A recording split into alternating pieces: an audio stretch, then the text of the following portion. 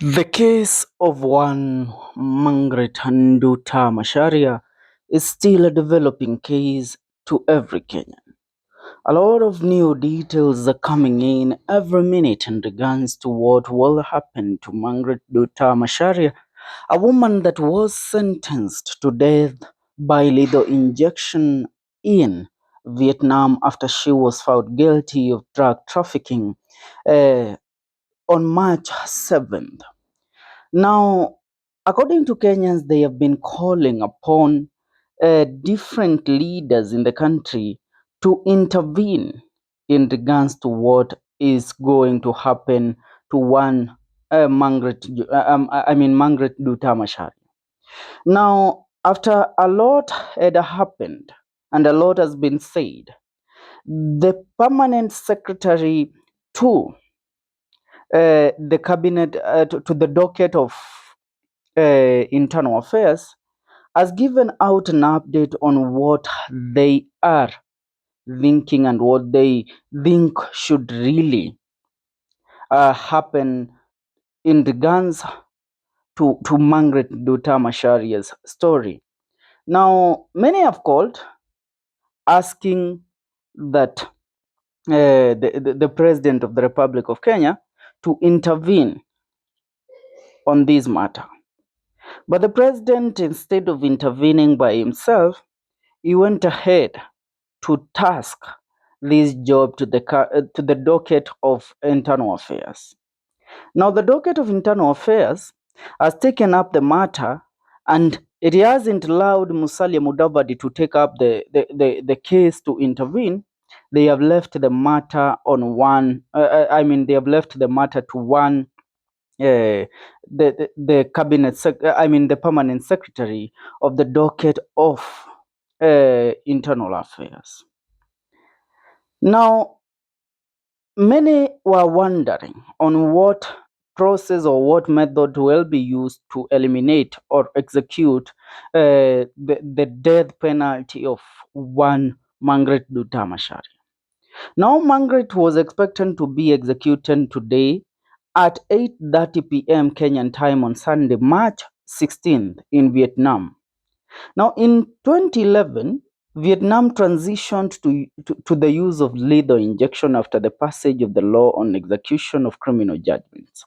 However, Foreign Affairs Principal Secretary Korir Singh disclosed that the Kenyan government had pleaded with Vietnamese authorities to stay the execution.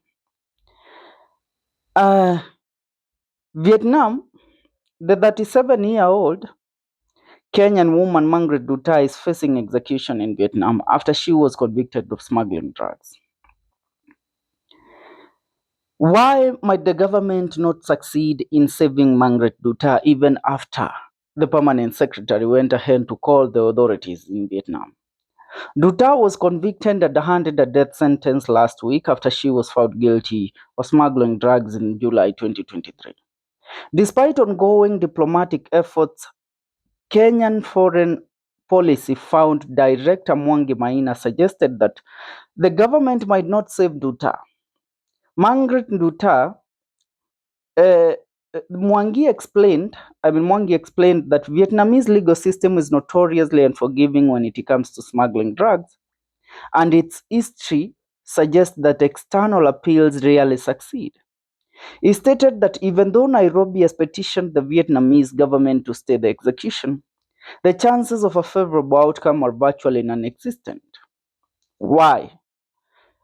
Reason being that Kenya and Vietnam, their relationship and even diplomatic ties, they don't have those strong diplomatic ties. They don't have, economic ties that exist between the two countries.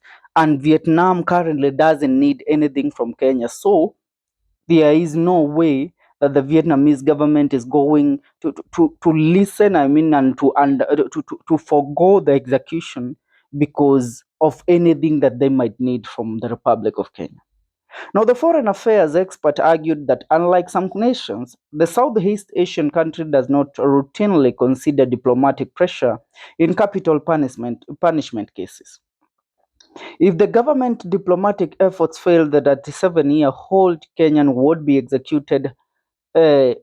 have been executed today on Sunday, 8:30 p.m. Now, those are the details that we haven't received, whether Njeri has officially received the lethal injection. Now, initially, Vietnam authorities used firing squad to carry out executions, but the law was changed in 2011 after the passage of the law on execution of criminal judgments, and they transitioned to lethal injection. According to Lawnet, the lethal injection method involves the administration of a lethal injection, which is a method adopted by many countries around the world as a more humane method of execution. P.S. Sengohae spoke about government effort to save Margaret Nduta from execution, which is complex. Now, the execution of the death penalty by lethal injection is carried out in accordance with the provisions of the Decree 82/2011 ND CP and Decree amending the supplementing a law of Articles Decree 82/2011 ND CP.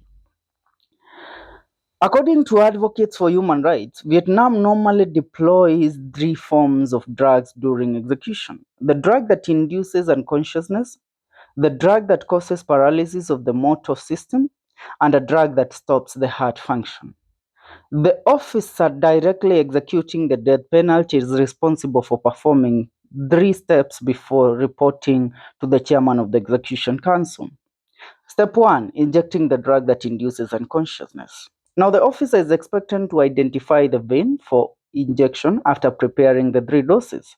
After identifying the vein, he inserts the needle connected to the drug infusion tube and injects the drug that induces unconsciousness.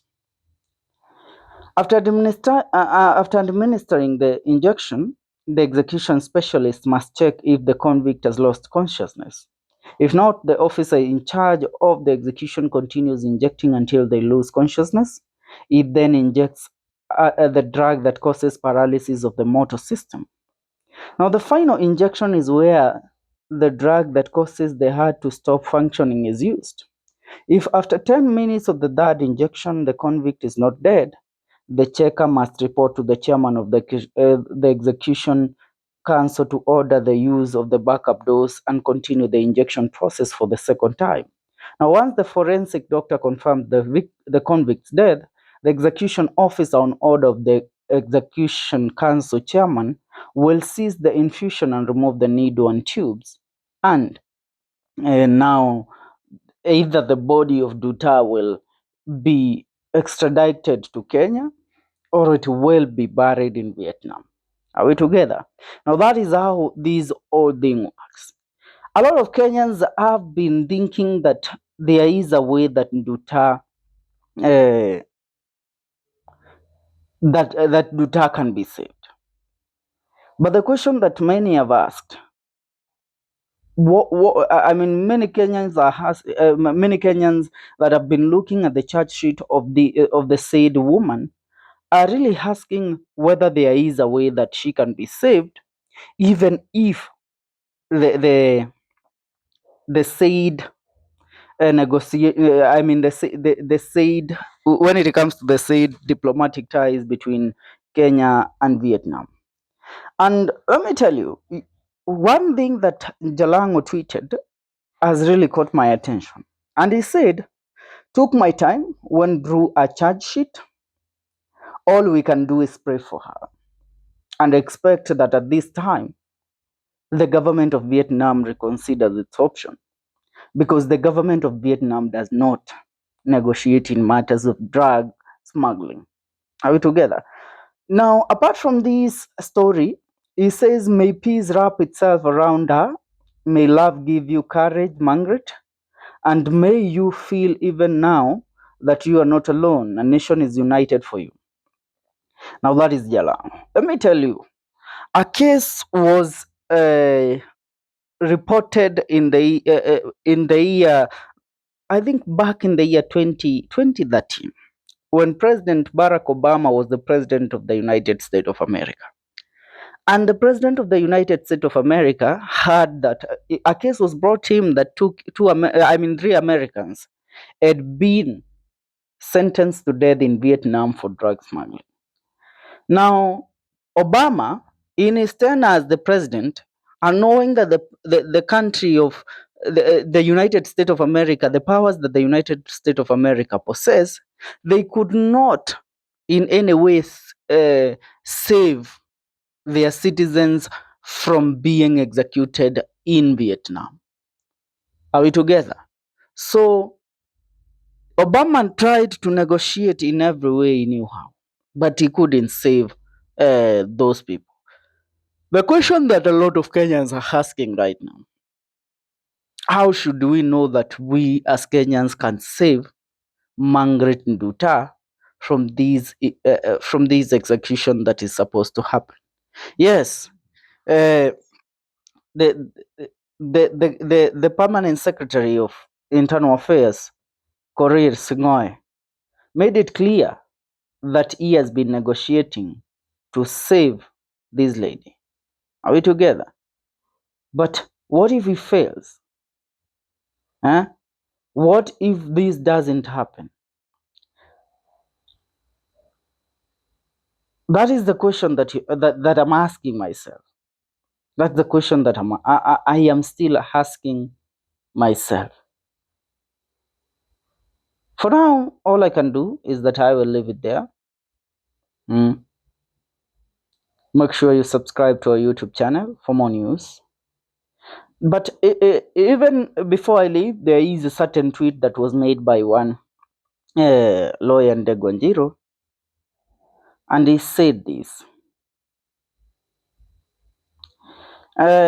Even before speaking about Ndegwa comment, I want to read one thing that Korir told Richard Onyonka after Richard Onyonka wrote to the president to have the said matter looked into. He said, "Thank you, Honorable Richard Onyonka, for your petition. Nduta's case is complex and difficult, but we are doing everything within our disposal to secure reprieve for our nation." Huyo ni Sing'oei ndivyo alisema. And then he later said this. I had a telephone conversation this afternoon with my counterpart, His Excellency Nguyen Minh Han, Deputy Minister of Foreign Affairs of Vietnam, over the matter of Margaret Nduta. I conveyed to Madam Han the anxiety of the Kenyan people on the impending execution of our national and reiterated our request for a stay of execution to allow our two countries find a path to resolving the issue. I'm grateful for Madam Han's assurance that our petition is under consideration by our country's authorities. In the meantime, our mission in Bangkok is actively following up the case in suit. Yeah, that was the response. Now listen to what Ndegwa said. Ndegwa went ahead to call out President William Ruto by saying, "Bwana Ruto, a Kenyan is about to be executed in Vietnam. Why are you silent? How comes you can help the RSF rebels and ignore Kenyan? Time is ticking, and you created employment for her in Kenya. Perhaps this girl's life would not have been at stake." Hayo ni maneno tu yake Ndegwa akimtaja na kumuita Rais William Ruto katika kisa hiki ambacho kimekuwa kikiendelea kutokea hapo jana kuhusiana na execution na mauaji yake Margaret Nduta baada ya kupatikana na hatia ya ulanguzi wa dawa za kulevya katika nchi ya Vietnam. Ni hayo kwa sasa, tuungane katika video zetu zijazo.